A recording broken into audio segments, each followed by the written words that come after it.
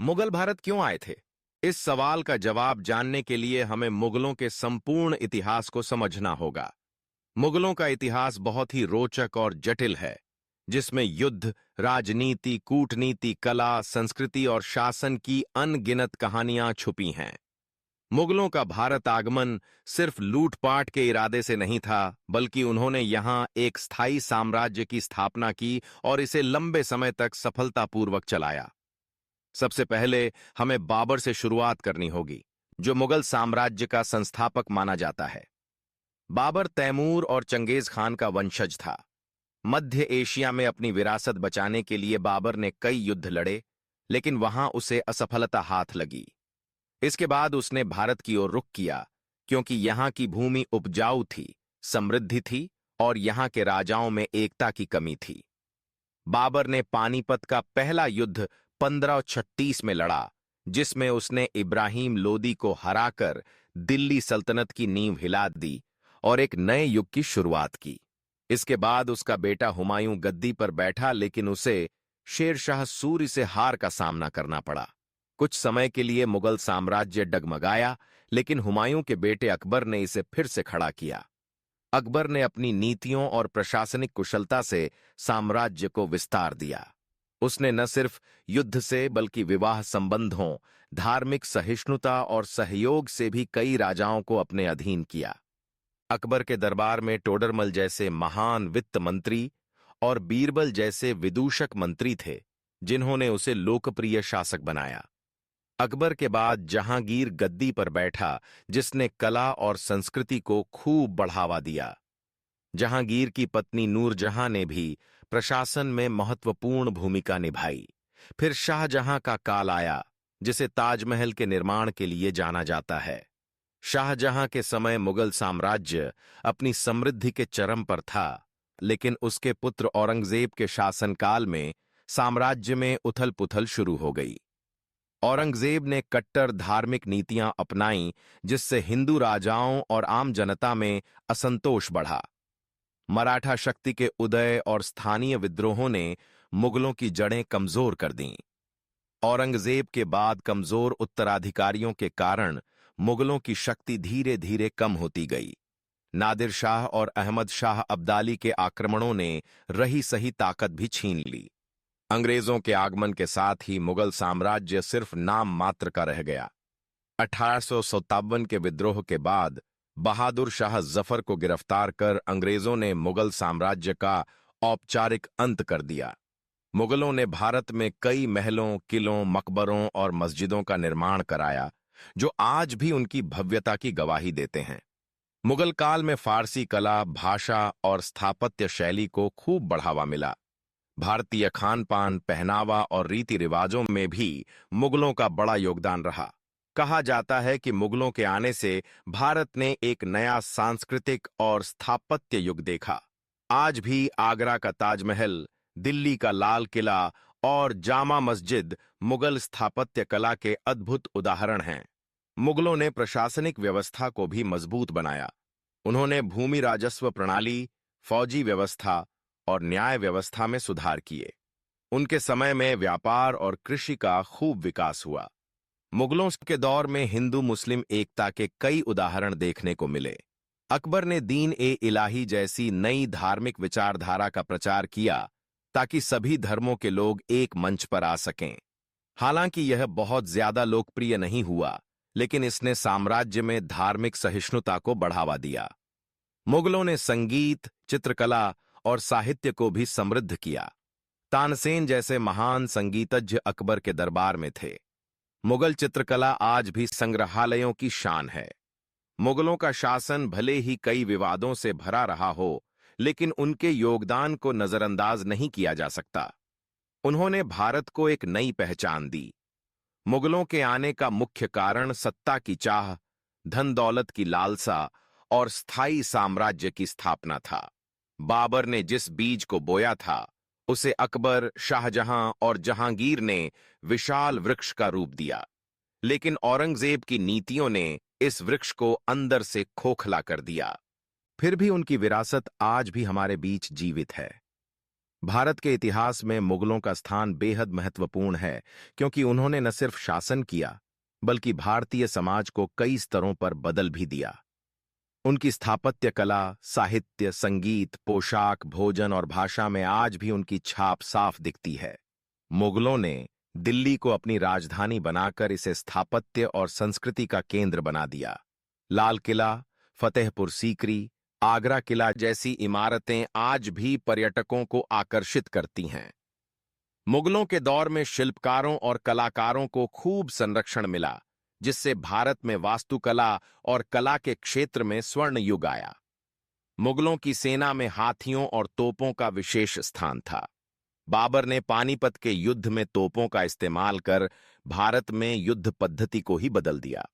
मुगलों के शासन में किसान, व्यापारी और कारीगर सभी को संरक्षण मिला, जिससे अर्थव्यवस्था मजबूत हुई। मुगलों के दौर में भारतीय उपमहाद्वीप में व्यापारिक मार्गों का विस्तार हुआ और विदेशी व्यापार को भी बढ़ावा मिला। उनका दरबार फारसी संस्कृति से प्रभावित था, लेकिन उन्होंने स्थानीय परंपराओं को भी अपनाया।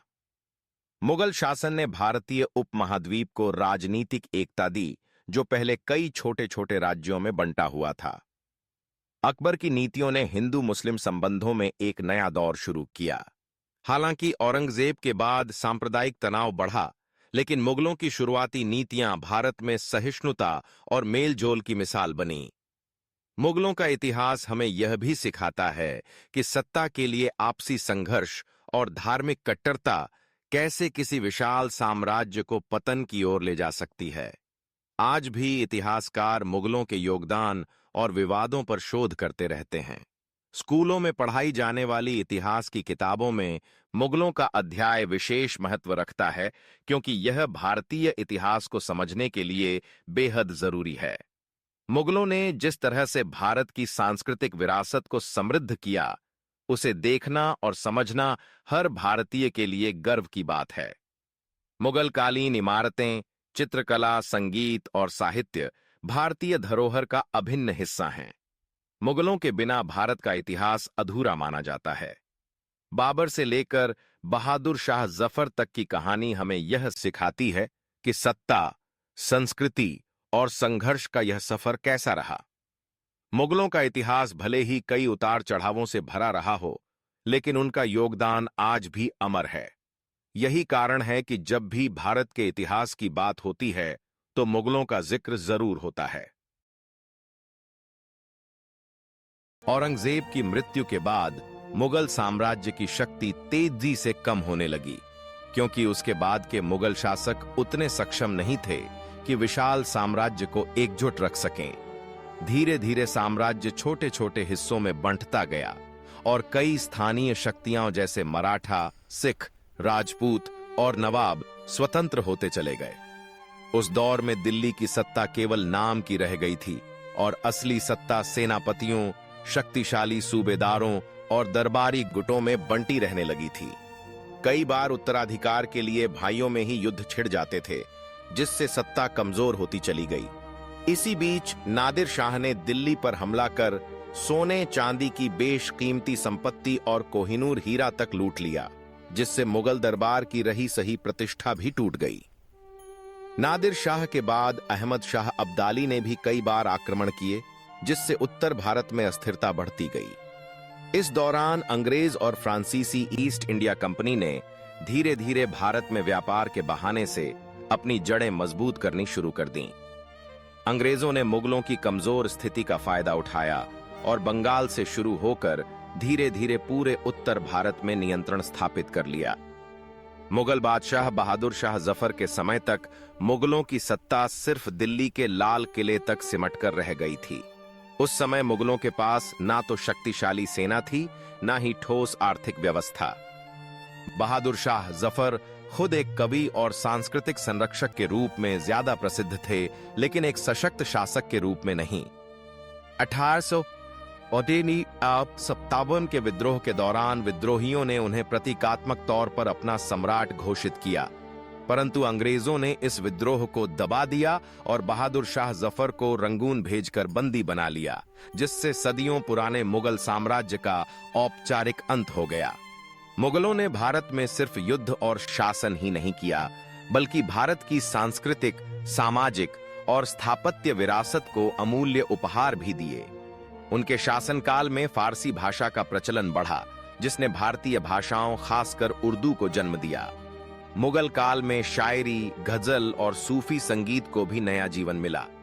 मुगलों की स्थापत्य कला का उदाहरण आज भी आगरा, दिल्ली, लाहौर और काबुल में देखा जा सकता है। मुगल काल में बनी इमारतें न केवल स्थापत्य की दृष्टि से अद्भुत हैं, बल्कि इनमें उस समय की कला, विज्ञान और तकनीक का भी बेजोड़ संगम देखने को मिलता है। लाल किला, जामा मस्जिद, ताजमहल, फतेहपुर सीकरी जैसे स्थापत्य चमत्कार आज भी पर्यटकों को आकर्षित करते हैं। इसके अलावा मुगल चित्रकला ने भी भारत में नई पहचान बनाई। जहांगीर को खास तौर पर चित्रकला का बड़ा संरक्षक माना जाता है। मुगलों के शासनकाल में भारत में बागवानी को भी नई दिशा मिली। मुगल बागानों में सममितीय डिजाइन, पानी के फव्वारे और सुंदर छतरियां देखने को मिलती हैं। मुगल पाक कला ने भारतीय भोजन को भी समृद्ध किया। आज जो बिरयानी, कबाब और मुगलई पकवान हम बड़े चाव से खाते हैं, उनकी जड़ें इसी काल में हैं। मुगलों ने अपने शासन में राजस्व व्यवस्था को व्यवस्थित किया, जिसे टोडरमल ने अकबर के समय में और सुदृढ़ किया। भूमि नाप की प्रणाली, किसान और राज्य के बीच सीधा संपर्क जैसी व्यवस्थाओं ने किसानों के जीवन को बेहतर बनाने की कोशिश की। हालांकि बाद में भ्रष्टाचार और शोषण के कारण किसानों पर कर का बोझ भी बढ़ा। मुगलों ने हिंदू मुस्लिम एकता को भी कई स्तरों पर बढ़ावा दिया। अकबर ने राजपूत राजाओं से वैवाहिक संबंध बनाकर साम्राज्य को स्थायित्व दिया। उसने दीन-ए-इलाही जैसी धार्मिक विचारधारा चलाकर सभी धर्मों को एकजुट करने की कोशिश की। भले ही दीन-ए-इलाही ज्यादा प्रचलित नहीं हुआ, पर इसकी भावना ने साम्राज्य में सहिष्णुता को बढ़ावा दिया। मुगलों की संस्कृति ने भारतीय पहनावे को भी प्रभावित किया। शेरवानी, पाजामा, चूड़ीदार, अंगरखा जैसे वस्त्र मुगलों की देन माने जाते हैं। उनकी पोशाकों में बारीक कढ़ाई, जरी का काम और रेशमी कपड़ों का इस्तेमाल खूब होता था। मुगल काल में बाजार व्यवस्था भी व्यवस्थित हुई। दिल्ली, लाहौर, आगरा जैसे शहर व्यापारिक और सांस्कृतिक केंद्र बन गए। कारखानों में दस्तकार और कारीगरों को संरक्षण मिला। विदेशी व्यापारी भी भारत में आने लगे, जिससे भारत की अंतर्राष्ट्रीय छवि मजबूत हुई। मुगलों ने प्रशासनिक दृष्टि से भी कई सुधार किए। दीवानी और फौजदारी अदालतों की व्यवस्था, पुलिस और सैनिक प्रशासन ने शासन को सुचारू बनाया। मुगल दरबार में संगीत, कविता, चित्रकला और स्थापत्य का अद्भुत संगम देखने को मिला। अकबर ने नवरत्नों की परंपरा शुरू की, जिसमें बीरबल, तानसेन, अबुल फजल जैसे रत्न शामिल थे। इन विद्वानों ने मुगल दरबार को ज्ञान और संस्कृति का केंद्र बना दिया। मुगल बादशाहों के बीच आपसी संघर्ष भी साम्राज्य के पतन का बड़ा कारण बना। औरंगजेब ने सत्ता के लिए अपने भाइयों से संघर्ष किया और अपने पिता शाहजहां को बंदी बनाकर रखा।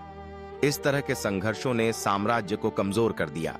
मुगलों ने जिस विशाल साम्राज्य को खड़ा किया था, वह धीरे धीरे अंग्रेजों की चालाकी और भारतीय समाज की कमजोर एकता के कारण खत्म होता चला गया। फिर भी मुगलों की सांस्कृतिक और स्थापत्य विरासत ने भारत को अनमोल धरोहर दी। आज भी मुगलों के किले, मकबरे और महल भारतीय पर्यटन का मुख्य आकर्षण हैं। उनकी स्थापत्य शैली ने आने वाली पीढ़ियों को प्रेरित किया। मुगलों के बाद अंग्रेजों ने जो भी शासन व्यवस्था बनाई, उसमें कई मुगल कालीन व्यवस्थाओं को शामिल किया गया। मुगल शासन के दौरान भारत ने कला, संगीत, साहित्य और स्थापत्य में जो ऊंचाइयां छुईं, वे भारतीय इतिहास का स्वर्णिम अध्याय कहलाती हैं। मुगलों की कहानी हमें यह भी सिखाती है कि सत्ता, धर्म और राजनीति का संतुलन कितना जरूरी है। अगर औरंगजेब जैसे शासक धार्मिक कट्टरता की बजाय अकबर की नीति को अपनाते, तो शायद मुगल साम्राज्य और लंबा चलता। लेकिन इतिहास हमें यही सिखाता है कि हर साम्राज्य को कभी न कभी पतन का सामना करना पड़ता है। मुगलों ने अपने दौर में भारत को जो कुछ भी दिया, उसे सहेजना और समझना आज हमारी जिम्मेदारी है। उनकी धरोहर हमें हमारी जड़ों से जोड़ती है और बताती है कि भारत कितनी विविधताओं को एक साथ समेटे हुए है। मुगलों की कहानी सत्ता, संस्कृति, कला, स्थापत्य और संघर्ष की कहानी है, जो आने वाली पीढ़ियों को इतिहास के पन्नों में सबक और प्रेरणा दोनों देती रहेगी। मुगल भारत क्यों आए थे, इस सवाल का जवाब जानने के लिए हमें उनके शासन की उस विरासत को भी समझना होगा, जो उनके जाने के बाद भी भारत की मिट्टी में गहराई से रच बस गई थी। मुगलों ने न सिर्फ युद्ध और सत्ता के दम पर भारत में अपनी पहचान बनाई, बल्कि कला, संस्कृति, स्थापत्य, संगीत, साहित्य, खानपान, पहनावा, भाषा और प्रशासनिक व्यवस्थाओं में भी ऐसा योगदान दिया जिसे आज भी नजरअंदाज नहीं किया जा सकता। मुगल साम्राज्य के पतन के बाद भी उनके बनाए किले, महल, बाग और मस्जिदें आज भी दुनिया भर के लोगों को अपनी ओर खींचती हैं। ताजमहल, लाल किला, आगरा किला, हुमायूं का मकबरा, फतेहपुर सीकरी जैसी इमारतें मुगल स्थापत्य का अद्भुत उदाहरण हैं। मुगलों ने सिर्फ पत्थरों से नहीं, बल्कि शब्दों से भी भारत को सजाया। फारसी और हिंदी के मेल से उर्दू जैसी नजाकत भरी भाषा बनी, जिसमें गजल, शायरी और सूफी संगीत ने जनमानस को बांधे रखा। अकबर के दरबार में तानसेन जैसे संगीतज्ञ हुए। जहांगीर ने चित्रकला को संरक्षण दिया। शाहजहां के दौर में स्थापत्य कला चरम पर पहुंची। मुगल काल में भारतीय भोजन को भी नई पहचान मिली।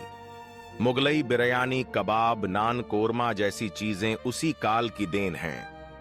मुगलों ने बाजार दस्तकारी कारीगरी को बढ़ावा दिया। कालीन बुनाई, संगमरमर की नक्काशी, जड़ाई के काम और कीमती आभूषणों की शिल्प कला को शाही संरक्षण मिला, जिससे भारत का व्यापार दूर देशों तक फैला। मुगलों ने दिल्ली, आगरा, लाहौर जैसे शहरों को सांस्कृतिक केंद्र बनाया, जहां से कला, साहित्य और व्यापार पनपा। अकबर की धार्मिक सहिष्णुता ने हिंदू मुस्लिम एकता को मजबूती दी। उन्होंने जजिया कर हटाकर राजपूत राजाओं से वैवाहिक संबंध बनाकर प्रशासन को स्थिरता दी।